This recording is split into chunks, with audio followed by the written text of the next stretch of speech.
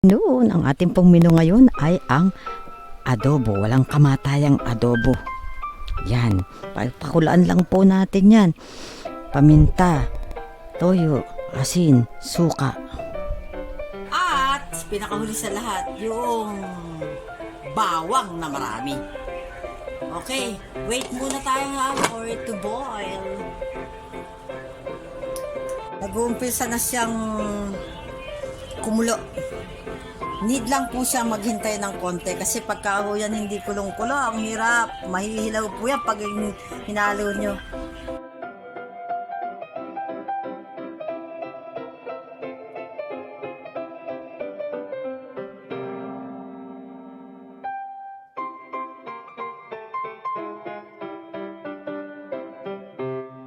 Pero kung hindi po yung kawali ay hindi ganitong non-stick, ano? Pwede nyo lagyan konti lang mantika. Pero kakapag sa sarili ng mantika.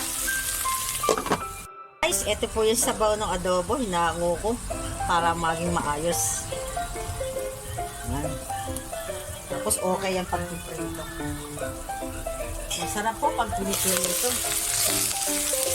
Hindi yung parang nilagang pinakukulaan lang. Hindi po ganun ang adobo. Yung totoo pong adobo, piniprito pa siya. Tapos mahalo-halo.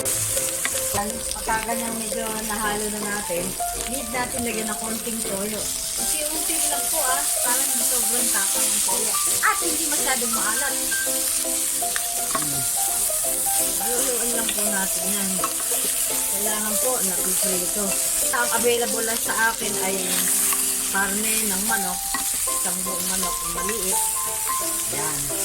Yan na lang po. Yan na. Kailangan po ito halo. Tapos lagyan ng toyo, binti. Kasi po pag sobrang alat, di kasi siyempre toyo, masyadong maalat, hindi makontrol. Tapos siya yan. Pagka ho ganyan ang kulay, books na po siya. Bye-bye.